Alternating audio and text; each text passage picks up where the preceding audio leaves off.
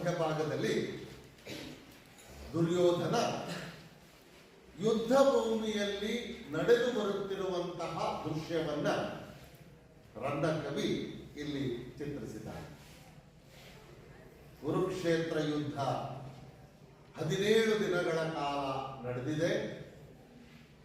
18ನೇ ದಿನ ಗದಾ ಯುದ್ಧ ನಡೆಯಬೇಕಾಗಿದೆ.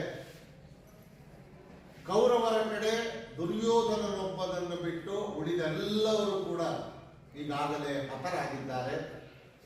ಪಾಂಡವರ ಕಡೆ 5 ಜನಗಳನ್ನು ಬಿಟ್ಟು ಉಳಿದವರೆಲ್ಲರೂ ಕೂಡ ಸತ್ತು ಹೋಗಿದ್ದಾರೆ. ಇನ್ನೊಂದು ಕಡೆ ಭೀಷ್ಮ, ತಾತನಾದಂತಹ ಭೀಷ್ಮ ಸಾವಿನ ಅಂಚಿನಲ್ಲಿದ್ದಾನೆ. ಶರಶಯ್ಯೆಯ ಮೇಲೆ ಮಲಗಿದ್ದಾನೆ, ಬಾಣಗಳ ಹಾಸಿಗೆಯ ಮೇಲೆ ಮಲಗಿದ್ದಾನೆ ಯುದ್ಧ ಭೂಮಿಯಲ್ಲಿ.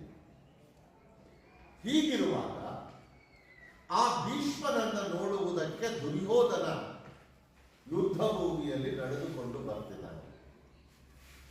ಯುದ್ಧ ಭೂಮಿಯಲ್ಲಿ ನಡೆದು ಬರುತ್ತಿರುವಂತಹ ಸಂದರ್ಭದಲ್ಲಿ ಯುದ್ಧ ಭೂಮಿಯಲ್ಲಾಗುವಂತಹ ತೊಂದರೆಗಳನ್ನು ಎದುರಿಸುತ್ತಾ ಮುಂದೆ ಬಂದಾಗ ಮೊದಲಿಗೆ ದುರ್ಯೋಧನನಿಗೆ ದ್ರೋಣಾಚಾರ್ಯ ಕಾಣಿಸ್ತಾನೆ.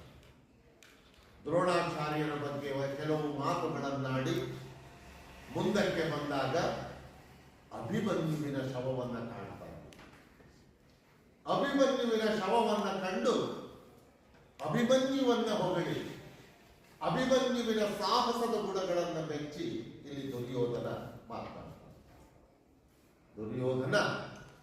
ದುರ್ಯೋಧನನಿಗೆ ಅಭಿಮನ್ಯು ಒಬ್ಬ ಶತ್ರುವಿನ ಮಗನಾಗಿದ್ದರೂ ಕೂಡ ಆ ಶತ್ರು ಅನ್ನುವುದನ್ನೂ ಕೂಡ ಗಮನಿಸದೆ ಅವನ ಗುಣಗಳನ್ನು ಮೆಚ್ಚಿ ಇಲ್ಲಿ ದುರ್ಯೋಧನ ಮಾತನಾಡ್ತಾನೆ. ಅಭಿಮನ್ಯುವಿನ ಶವವನ್ನ ನೋಡಿ ಮುಂದಕ್ಕೆ ಬಂದಾಗ ಯಾವ ದೃಶ್ಯವನ್ನ ಕಾಣ್ತಾನೆ ಅನ್ನುವ ಸಂದರ್ಭದಿಂದ ಈಗ ನಾವು ನೋಡೋಣ. ಅಲ್ಲಿಗೆ ನಾವು ಕಳೆದ ತರಗತಿಯಲ್ಲಿ ಪಾಠವನ್ನು ನಿಲ್ಲಿಸಿಕೊಂಡಿದ್ದೀವಿ. ಈಗ ಮುಂದಿನ ಭಾಗ ನೋಡ್ಕೊಳ್ಳಿ. ಎಂದಾತ್ಮಗತದೊಳೆ ಬಗೆದು ಅದನ್ನು ಬಿಡಿಸಿಕೊಂಡ್ರೆ ಎಂದು ಆತ್ಮಗತದೊಳೆ ಬಗೆದು, ಎಂದು ಆತ್ಮಗತದೊಳೆ ಬಗೆದು ಅಭಿಮನ್ಯುಗೆ ಕೈಗಳಂ ಮುಗಿದು ಬರುತ್ತುಂ ತನ್ನ ಮಗನಪ್ಪ ಲಕ್ಷಣ ಕುಮಾರನಂ ನೆನೆದು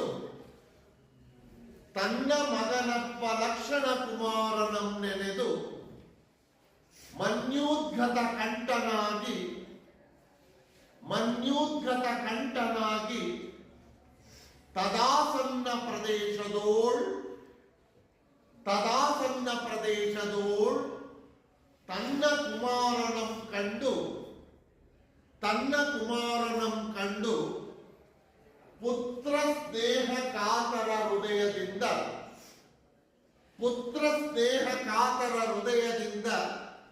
ಹೃದಯನಾಗಿ ಗಾಂಧಾರಿ ನಂದನಂ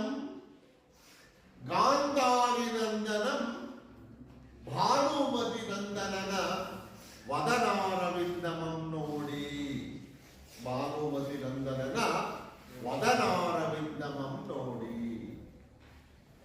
ಈಗ ತಗೊಳ್ಳಿ ಒಂದೊಂದೇ ಪದಗಳು. ಎಂದು ಆತ್ಮಗತದೊಳೆ ಬಗೆದು, ಎಂದು ಅಂದ್ರೆ ಈ ರೀತಿಯಾಗಿ, ಆತ್ಮಗತದೊಳೆ, ಆತ್ಮ ಅಂದ್ರೆ ಮನಸ್ಸು, ಮನಸ್ಸಿನೊಳಗೆ, ಆತ್ಮಗತದೊಳೆ ಮನಸ್ಸಿನೊಳಗೆ, ಮನಸ್ಸಿನಲ್ಲಿ, ಬಗೆದು ಬಗೆ ಯೋಚಿಸಿ, ಬಗೆ ಯೋಚಿಸಿ. ಈ ಪದವನ್ನು ಕೂಡ ನಾನಾರ್ಥಗಳಿಗೆ ಕೇಳ್ತಾರೆ, ನಾನಾರ್ಥಗಳಿಗೆ ಕೇಳುವ ಸಾಧ್ಯತೆ ಇದೆ. ಬಗೆ ಅಂದ್ರೆ ವಿಧ ಅನ್ನುವ ಅರ್ಥವೂ ಇದೆ, ಬಗೆ ಬಗೆಯಾಗಿ ಅಂತೀವಿ ನೋಡಿ, ವಿಧ ಅನ್ನುವ ಅರ್ಥವೂ ಇದೆ. ನೀವು ಹೇಳಿದಂಗೆ ಬೇರೆ ಬೇರೆ ಇರ್ತಿರಲ್ಲ, ಹಾಗೆ ವಿಧ ವಿಧ ಅನ್ನೋ ಅರ್ಥವೂ ಇದೆ. ಇದಕ್ಕೆ ಇನ್ನೊಂದು ಅರ್ಥವೂ ಇದೆ. ಬಗೆಯೋದು, ಭೂಮಿಯಲ್ಲಿ ಅಗೆಯುವುದು. ಮಣ್ಣು ಬಗೆತಿರಲ್ಲಪ್ಪ, ಕೆಲವು ಏನೋ ರೈತ ಮಕ್ಕಳಿಗೆ ಅದರ ಅನುಭವ ಇದೆ. ಯಾರು ರೈತ ಮಕ್ಕಳಲ್ವಾ? ಸೆಲ್ಕೆ ತಗೊಂಡು ಆಗಿದ್ದೀರಲ್ಲ, ಬಗೆಯತ್ತಾನೆ ಅದು ಅಗೆಯುವುದು. ನೋಡಿ, 3 ಅರ್ಥಗಳು ಇದೆ. ನೀವು ಬಹಳ ಫೋರ್ಸ್ ಮಾಡಿ ಹೇಳ್ಬೇಕು, ಅವಾಗ ಓಕೆ. ಯೋಚಿಸಿ, ಇಲ್ಲಿ ತಗೋಬೇಕಾಗಿರೋದು ಯೋಚಿಸಿ ಅನ್ನೋ ಅರ್ಥ. ಎಂದ ಆತ್ಮಗತದೊಳೆ ಬಗೆದು, ಈ ರೀತಿ ಮನದೊಳಗೆ ಯೋಚಿಸಿ. ಬೇಕಾದ್ರೆ ನೀವು ಅಲ್ಲಿ ಒಂದು ಪದ ಇನ್ನೊಂದು ಆಡ್ ಮಾಡ್ಕೊಳ್ಬಹುದು ಇವುಗಳ ಮಧ್ಯದಲ್ಲಿ. ದುರ್ಯೋಧನನು ಯೋಚಿಸಿ, ಈ ರೀತಿ ದುರ್ಯೋಧನನು ಮನದೊಳಗೆ ಯೋಚಿಸಿ. ನೆಕ್ಸ್ಟ್,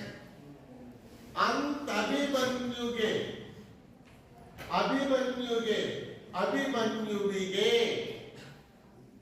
ಕೈಗಳನ್ನು ಮುಗಿದು ಬರುತ್ತು, ಕೈಯನ್ನು ಮುಗಿದು ಬರುತ್ತಿರುವಾಗ ಅಥವಾ ಕೈಗಳಿಂದ ನಮಸ್ಕರಿಸಿ ಬರುತ್ತಿರುವಾಗ. ಅಥವಾ ಎಂದ ಆತ್ಮಗತದೊಳೆ ಬಗೆದು, ಈ ರೀತಿ ದುರ್ಯೋಧನನು ಮನದೊಳಗೆ ಯೋಚಿಸಿ ಅಭಿಮನ್ಯುವಿಗೆ ಕೈಗಳನ್ನು ಮುಗಿದು ಬರುತ್ತು, ಅಭಿಮನ್ಯುವಿಗೆ ನಮಸ್ಕಾರವನ್ನು ಮಾಡಿ ಬರುತ್ತಿರುವಾಗ. ಹಾಗೆ ಕಂಟಿನ್ಯೂಷನ್. ತನ್ನ ಮಗನಪ್ಪ ಲಕ್ಷಣ ಕುಮಾರನನ್ನೆನೆದು, ತನ್ನ ಮಗನಪ್ಪ ಮಗನಾದ ಲಕ್ಷಣ ಕುಮಾರನನ್ನೆನೆದು, ಲಕ್ಷಣ ಕುಮಾರನನ್ನು ನೆನಪಿಸಿಕೊಂಡು ಅಥವಾ ಜ್ಞಾಪಿಸಿಕೊಂಡು. ನೆನೆ ಎನ್ನುವ ಪದವನ್ನು ಕೂಡ ನಾನು ಅರ್ಥಗಳಿಗೆ ನಾವು ನೆನೆ ತರಗತಿಯಲ್ಲಿ ಮಾತಾಡ್ತಿದ್ವಿ. ನೆನೆ ಅನ್ನೋದು ನೆನಪು ಅಥವಾ ಜ್ಞಾಪಕ ಅಲ್ವಾ? ಇನ್ನೊಂದು ಅರ್ಥ ಒದ್ದೆ ಆಗೋದು. ಇಲ್ಲಿ ನೆನಪು ಅಂತ. ತನ್ನ ಮಗನಪ್ಪ ಲಕ್ಷಣ ಕುಮಾರನನ್ನೆನೆದು, ತನ್ನ ಮಗನಾದಂತಹ ಲಕ್ಷಣ, ಲಕ್ಷ್ಮಣ ಅಲ್ಲ, ಲಕ್ಷಣ ಮಾವತ್ತಿಲ್ಲ ಅಲ್ಲಿ. ಲಕ್ಷ್ಮಣ ರಾಮಾಯಣದಲ್ಲಿ ಬರೋದು, ಲಕ್ಷಣ ಮಹಾಭಾರತದಲ್ಲಿ. ಲಕ್ಷಣ ಕುಮಾರನನ್ನ ನೆನಪಿಸಿಕೊಂಡು ಮನ್ಯುದ್ಗತ ಕಂಠನಾಗಿ. ಮನ್ಯುದ್ಗತ, ಇಲ್ಲಿ 2 ವರ್ಡ್ ಇದೆ. ಮನ್ಯುದ್ಗತ ಕಂಠ. ಮನ್ಯುದ್ಗತ ಅಂದ್ರೆ ಶೋಕ ತುಂಬಿದ ಅಥವಾ ದುಃಖ ತುಂಬಿದ ಕಂಠದವನಾಗಿ. ಕಂಠ ಕೊರಳಿನವನಾಗಿ ಅಂದ್ರೆ ಅವನಿಗೆ ದುಃಖ ಕುತ್ತಿಗೆಲ್ಲೇ ಇದೆ, ಕಂಠದಲ್ಲೇ ಇದೆ. ಯಾರಾದ್ರೂ ಮಾತಾಡ್ಸೋದು ಸಾಕು ಬಂದ್ಬಿಡುತ್ತೆ, ಅಷ್ಟು ಮಟ್ಟಿಗೆ ಕುತ್ತಿಗೆಲ್ಲೇ ಇದೆ. ಮನ್ಯೋದ್ಗತ ಕಂಠನಾಗಿ, ಶೋಕ ತುಂಬಿದ ಕಂಠದವನಾಗಿ ಅಥವಾ ಕರಳಿನವನಾಗಿ. ತದಾಸನ್ನ ಪ್ರದೇಶದೋಳು, ತದಾಸನ್ನ ನೋಡಿ ಇದನ್ನು ಬಿಡಿಸ್ಕೊಂಡ್ರೆ, ತದಾಸನ್ನ ಅಂದ್ರೆ ತದ್ ಪ್ಲಸ್ ಆಸನ್ನ ಪ್ರದೇಶ. ತದಾಸನ್ನ ಪ್ರದೇಶದೋಳು, ತತ್ ಅದಕ್ಕೆ, ಆಸನ್ನ ಹತ್ತಿರವಾದ, ಹತ್ತಿರವಾದ ಪ್ರದೇಶದೋಳು ಸ್ಥಳದಲ್ಲಿ. ಪ್ರದೇಶ ಅನ್ನೋದಕ್ಕೆ ಜಾಗ, ಸ್ಥಳ, ಬೇರೆ ಬೇರೆ ಶಬ್ದಗಳಲ್ಲಿ. ತದಾಸನ್ನ ಪ್ರದೇಶದೋಳು ಅದಕ್ಕೆ ಹತ್ತಿರವಾದಂತಹ ಸ್ಥಳದಲ್ಲಿ. ಇಲ್ಲಿ ಅದಕ್ಕೆ ಅಂದ್ರೆ ಯಾವುದಕ್ಕೆ? ಅಭಿಮನ್ಯು. ಅಭಿಮನ್ಯುವಿಗೆ ಹತ್ತಿರವಾದಂತಹ ಸ್ಥಳದಲ್ಲಿ ಅವನು ಅಲ್ಲೇ ಸ್ವಲ್ಪ ದೂರದಲ್ಲಿ ಸತ್ತಿದ್ದಾನೆ. ಅಭಿಮನ್ಯು ಏನಿದ್ದ ಅಲ್ಲಿಂದ ಸ್ವಲ್ಪ ಮುಂದಕ್ಕೆ ಬಂದ ತಕ್ಷಣ ಲಕ್ಷಣ ಕುಮಾರ ಕಂಡ. ಅದಕ್ಕೆ ಹತ್ತಿರವಾದ ಸ್ಥಳದಲ್ಲಿ ಅಂದ್ರೆ ಅಭಿಮನ್ಯುವಿಗೆ ಹತ್ತಿರವಾದಂತಹ ಜಾಗದಲ್ಲಿ ತನ್ನ ಕುಮಾರನಂ ಕಂಡು, ಕುಮಾರ ಅಂದ್ರೆ ಮಗ ಅಂತ, ಕುಮಾರ ಮಗ. ಮಗ ಅನ್ನುವುದಕ್ಕೆ ಬೇರೆ ಬೇರೆ ಪದಗಳೇನು ನೋಡ? ಪುತ್ರ, ಏನಂದ್ರಿ? ಸುತ, ಏನ್ ತಾಯಿ ಎಲ್ಲಿದ್ಯಾ? ಕ್ಲಾಸ್ ಒಳಗೆ ಕೂತಿದ್ಯಾ? ಏನವ ಕ್ಲಾಸ್ ಒಳಗೆ ಕೂತಿದ್ದೀರವ ಅಕ್ಕ? ನೆಕ್ಸ್ಟ್ ತನಯ, ಮೊನ್ನೆ ಬರ್ಕೊಟ್ರಲ್ಲ ಬಾ. ತನಯ, ನಂದನ, ಅನುಭವ, ಸೋನು ಅಲ್ಲ ಸೂನು, ಸೂನು, ಸೂನು. ನೋಡಿ ಇಷ್ಟೆಲ್ಲ ಪದಗಳು ಕೂಡ ಮಗ ಅನ್ನುವ ಪದಕ್ಕೆ ಇದ್ದಾರೆ.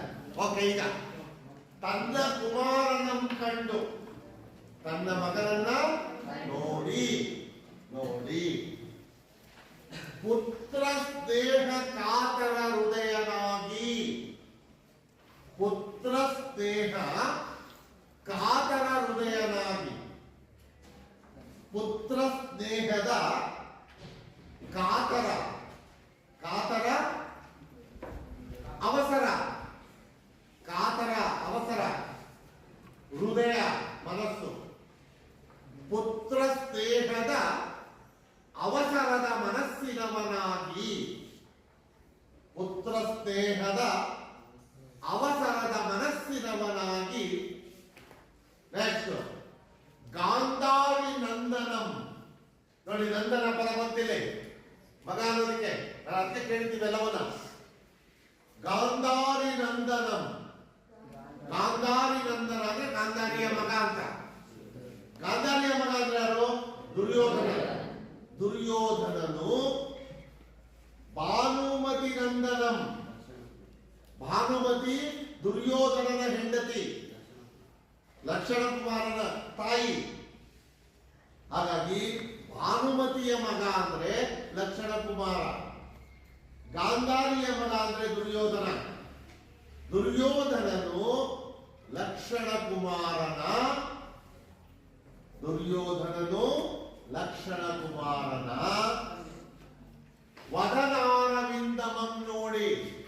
ವದನ, ವದನ ಅಂದ್ರೆ ಮುಖ, ವದನ ಅಂದ್ರೆ ಮುಖ. ಅರವಿಂದ ಅಂದ್ರೆ, ಅರವಿಂದ ಅಂದ್ರೆ ತಾವರೆ, ಅರವಿಂದ ಅಂದ್ರೆ ತಾವರೆ. ವದನಾರವಿಂದಮಂ ನೋಡಿ, ಮುಖ ತಾವರೆಯನ್ನು ನೋಡಿ, ಅಥವಾ ತಾವರೆಯಂತಹ ಮುಖವನ್ನು ನೋಡಿ ಹೀಗೆ ಹೇಳುತ್ತಾನೆ. ಏನು ಹೇಳ್ತಾನೆ ಅದು ಮುಂದಿನ ಪದ್ಯದಲ್ಲಿ. ಮತ್ತೊಮ್ಮೆ ನೋಡ್ಕೊಳ್ಳಿ. ಎಂದಾತ್ಮಗತದೊಳೆ ಬಗೆದು, ಈ ರೀತಿ ದುರ್ಯೋಧನನು ಮನದೊಳಗೆ ಯೋಚಿಸಿ ಅಂತ ಅಭಿಮನ್ಯುಗೆ ಕೈಗಳ ಮುಗಿದು ಬರುತ್ತು. ಅಭಿಮನ್ಯುವಿಗೆ ಕೈ ಮುಗಿದು ಬರುತ್ತಿರುವಾಗ ತನ್ನ ಮಗನಪ್ಪ ಲಕ್ಷಣ ಕುಮಾರನಂ ನೆನೆದು, ತನ್ನ ಮಗನಾದಂತಹ ಲಕ್ಷಣ ಕುಮಾರನನ್ನ ನೆನಪಿಸಿಕೊಂಡು ಮನ್ಯುದ್ಗತ ಕಂಠನಾಗಿ, ಶೋಕ ಕುಂಠಿತ ಕಂಠದವನಾಗಿ, ಸದಾಸಂಗ ಪ್ರದೇಶದೋಡು, ಅದಕ್ಕೆ ಹತ್ತಿರವಾದಂತಹ ಪ್ರದೇಶದಲ್ಲಿ, ಅಂದರೆ ಅಭಿಮನ್ಯು ಸತ್ತು ಬಿದ್ದಿರುವ ಜಾಗಕ್ಕೆ ಹತ್ತಿರವಾದ ಸ್ಥಳದಲ್ಲಿ ತನ್ನ ಕುಮಾರನಂ ಕಂಡು, ತನ್ನ ಮಗನಾದಂತಹ ಲಕ್ಷಣ ಕುಮಾರನನ್ನ ನೋಡಿ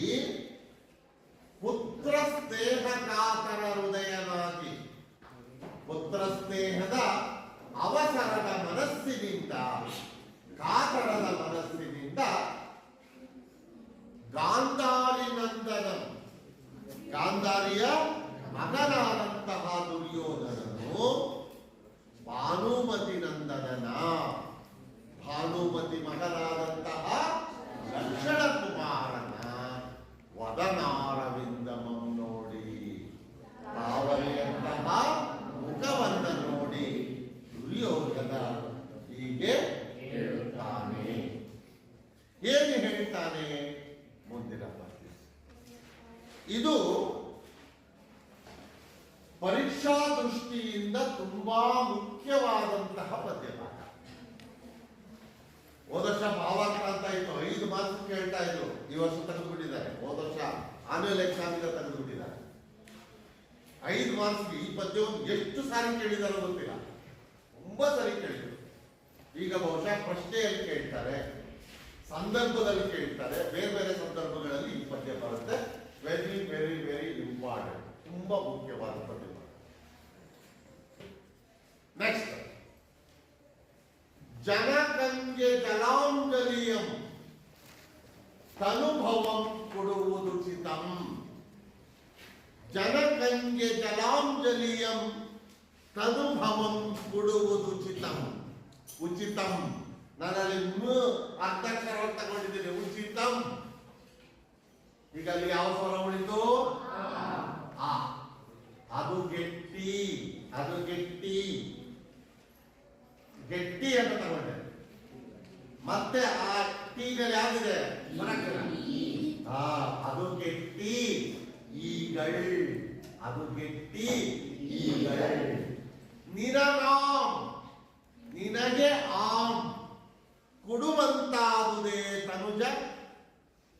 ನಿನಗೆ ಆಮ್, ನಿನಗಾಮ್, ನಿನಗೆ ಆಮ್ ಕೊಡುವಂತಾದುದೇ ತನುಜ, ಕೊಡುವಂತಾದುದೇ ತನುಜ. ನೀಂ ಕ್ರಮ ವಿಪರ್ಯಯಂ ಮಾಡುವುದೇ, ನೀಂ ಕ್ರಮ ವಿಪರ್ಯಯಂ ಮಾಡುವುದೇ. ಈ ಪದ್ಯದಲ್ಲಿ ಬರೀ ಇರುವುದು 3 ವಾಕ್ಯಗಳು, 3 ವಾಕ್ಯ. ನೋಡಿ, ಒಂದೊಂದಾಗಿ ನೋಡೋಣ. ಜನಕಂಗೆ ಜಲಾಂಜಲಿಯಂ ತನುಭವಂ ಕೊಡುವುದುಚಿತಂ. ಇದು ಮೊದಲನೇ ವಾಕ್ಯ. ಸಾಮಾನ್ಯವಾಗಿ ತಾತ, ತಂದೆ, ಮಗ, ಇದೊಂದು ಜನರೇಷನ್ ಇದೆಯಲ್ಲ, ಮುತ್ತಾತ, ತಾತ, ತಂದೆ, ಮಗ, ಇವರಲ್ಲಿ ಸಾಮಾನ್ಯವಾಗಿ ಮೊದಲಿಗೆ ಸಾಯೋರು ಯಾರು? ಮುತ್ತಾತ. ಮುತ್ತಾತನಿಗೆ ತಾತ ಏನ್ ಮಾಡ್ತಾನೆ? ತಿರೋಧಕ, ಜಲಾಂಜಲಿಯನ್ನ, ಎಳ್ಳು ನೀರನ್ನ ಬಿಡ್ತಾನೆ. ಆಮೇಲೆ ತಾತ, ಅವನಿಗೆ ಅವನ ಮಗ ಅಪ್ಪ, ಅವನು ಬಿಡ್ತಾನೆ. ಆಮೇಲೆ ಅಪ್ಪ, ಅಲ್ವಾ ಸಾಮಾನ್ಯವಾಗಿ. ಆದ್ರೆ ಇಲ್ಲೇನಾಗಿದೆ? ದುರ್ಯೋಧನ ಅಪ್ಪ ಬದುಕಿದ್ದಾನೆ, ಲಕ್ಷಣ ಕುಮಾರ ಮಗ ದುರ್ಯೋಧನನಿಗಿಂತ ಮುಂಚೆನೇ ಸತ್ತೋಗಿದ್ದಾನೆ. ಸತ್ತಿರುವ ಮಗನನ್ನ ದುರ್ಯೋಧನ ಇಲ್ಲಿ ನೋಡ್ತಿದ್ದಾನೆ. ನೋಡಿ ಹೀಗೆ ಹೇಳ್ತಾನೆ ದುರ್ಯೋಧನ, ಜನಕಂಗೆ ಜಲಾಂಜಲಿಯಂ. ಜನಕ, ಜನಕ ಅಂದ್ರೆ ಯಾರು? ತಂದೆ, ಪಿತಾ.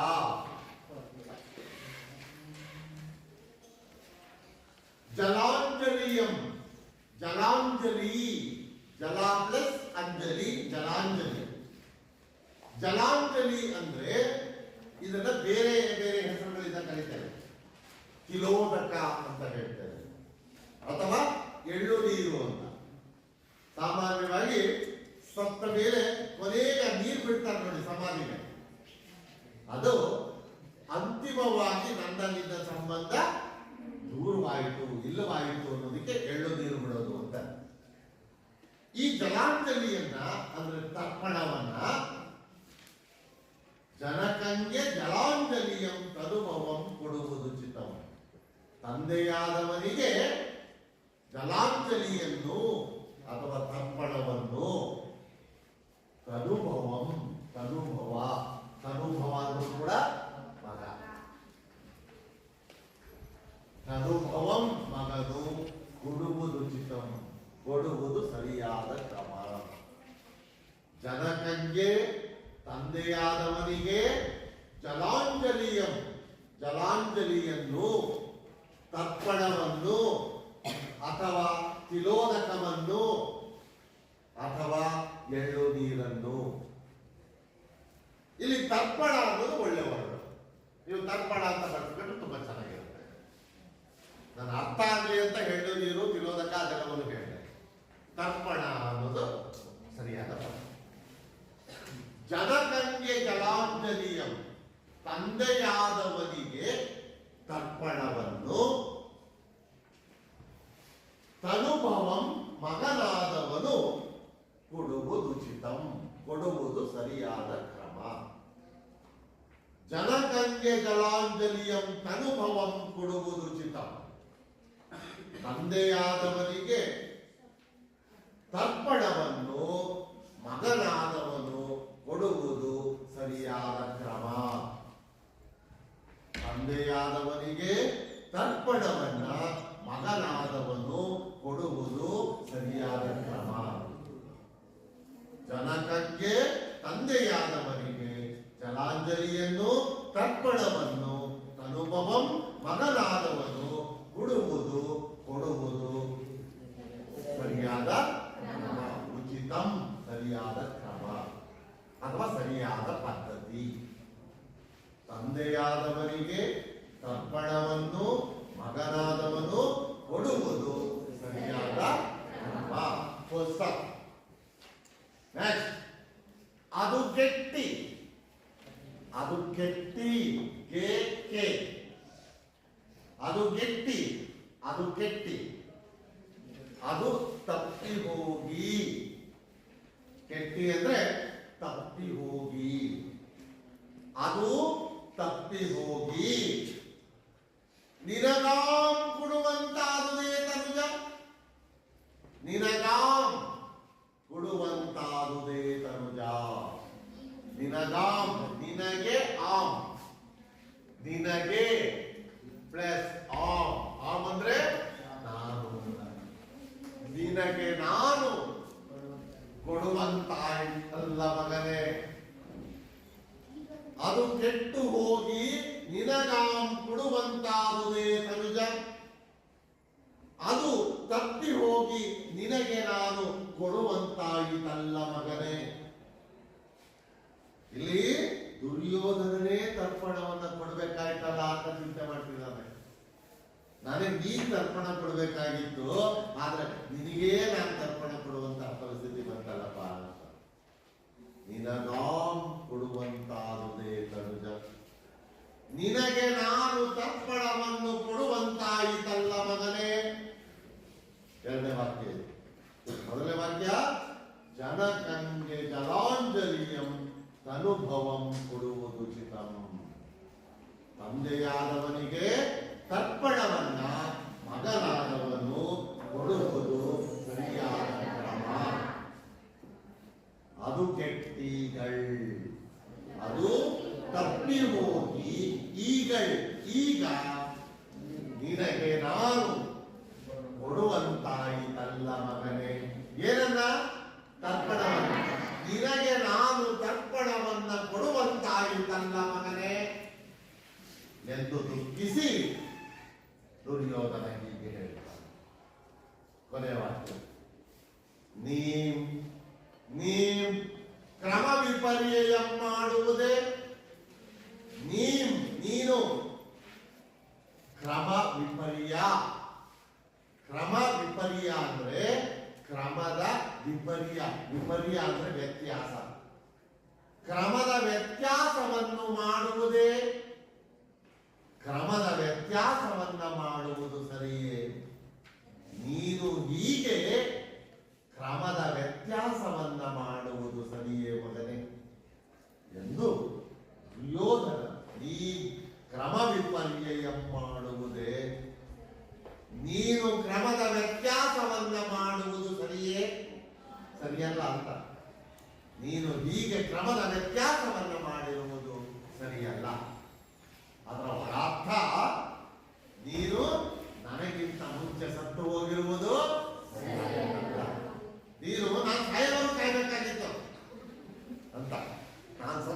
ಸಾಯ್ಬೇಕಾಗಿತ್ತು. ಆದರೆ ನೀನು ಈ ಕ್ರಮದ ವ್ಯತ್ಯಾಸವನ್ನ ಮಾಡಿದ್ದೀಯಲ್ಲ, ಈ ಕ್ರಮದ ವ್ಯತ್ಯಾಸವನ್ನ ಮಾಡಿರುವಂಥದ್ದು ಸರಿಯೇ ಮಗನೇ ಎಂದು ದುರ್ಯೋಧನ ಲಕ್ಷಣ ಕುಮಾರನ ಶವದ ಮುಂದೆ ನಿಂತು ತನ್ನ ದುಃಖವನ್ನ ಮೂರೇ ವಾಕ್ಯಗಳು.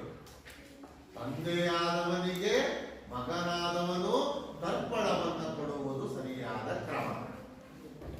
ಅದು ತಪ್ಪಿ ಹೋಗಿ ಈಗ ನಿನಗೆ ನಾನು ಕೊಡುವಂತಾಯಿತಲ್ಲ ಮಗನೇ, ನೀನು ಹೀಗೆ ಕ್ರಮದ ವ್ಯತ್ಯಾಸವನ್ನ ಮಾಡುವುದು ಸರಿಯಲ್ಲ ಎಂದು ದುರ್ಯೋಧನನು ತನ್ನ ಮಗನ ಶವದ ಮುಂದೆ ನಿಂತು ದುಃಖವನ್ನ ವ್ಯಕ್ತಪಡಿಸುತ್ತಾನೆ.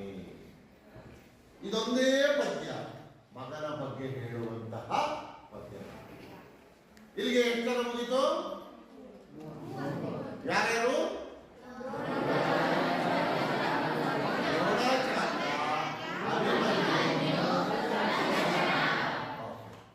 ಈಗ ಅಲ್ಲಿ ನಿಲ್ಸ್ಕೊಳ್ಳೋಣ.